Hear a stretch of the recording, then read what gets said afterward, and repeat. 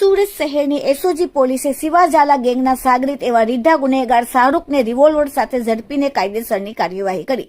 Surat police કમિશનરના આદેશથી સમગ્ર સુરત શહેરમાં ગેરકાયદેસર હથિયારો રાખીને પ્રજામાં ખોટો રોપ જમાવી ભયનું વાતાવરણ ઊભું કરનાર આરોપીઓને ઝડપથી ઝડપી પાડવા માટે સખત કાર્યવાહી કરવાની સૂચના આપતા એસઓજી પોલીસ સ્ટેશનના સર્વેલન્સ સ્ટાફના માણસો આરોપીને ઝડપી પાડવા માટે જ્યારે અલગ અલગ ટીમો બનાવીને પેટ્રોલિંગમાં હતા ત્યારે એસઓજીને મળેલ અંગત બાતમીના આધારે ટીમ દ્વારા ભરત ટ્રાન્સપોર્ટ ગોડાઉન તથા બકરા મંડી વચ્ચેના રોડ ઉપર જાહેરમાં ઉધના સુરત ખાતેથી આરોપી શાહરૂખ ઉર્ફે 7 હારૂન શેખ ઉંમર 30 ધંધો ગેરેજનો અને રહેવાસી કોસાડ આવાસ અમરોલીવાળાને ગેરકાયદેસર પરવાના વગરની રિવોલ્વર નંગ 1 રૂપિયા 15,000ની સાથે પોલીસે કબજે કરેલ છે અને આરોપીની પૂછપરછ કરતા તેણે જણાવેલ કે પોતે મર્ડર કરેલ હોવાથી જેલમાંથી છૂટ્યા બાદ કોઈ અદાવત રાખીને હુમલો ન કરે તે માટે પોતે આજથી 8-10 મહિના પહેલા વોન્ટેડ આરોપી પાસેથી રૂપિયા 15,000માં આ રિવોલ્વર ખરીદી લાવેલ હતો.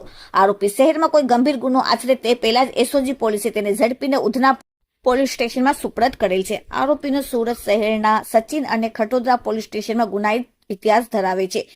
તેમજ આરોપી વર્ષ 2018માં પાસાની કાર્યવાહી માટે પણ જેલમાં જઈ ચૂક્યો છે. Bureau report, daily India TV, Surat.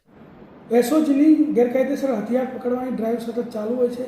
એના અંતર્ગત શિવાઝાલા ગેંગનો સાગરીત શાહરૂખ ઉર્ફે 7 હારૂન શેખ કે જેણે 2022માં ઊન પાટિયા ખાતે અખ્તર શેખનું મર્ડર કરેલ અને તે પોતે ગેરકાયદેસર રિવોલ્વર રાખતો હતો તે હકીકતને ધ્યાનમાં આવતા એસઓજીએ ગઈકાલે આમ શેખનો ગુનો ઉધનામાં દાખલ કરી તેની ધરપકડ કરી છે.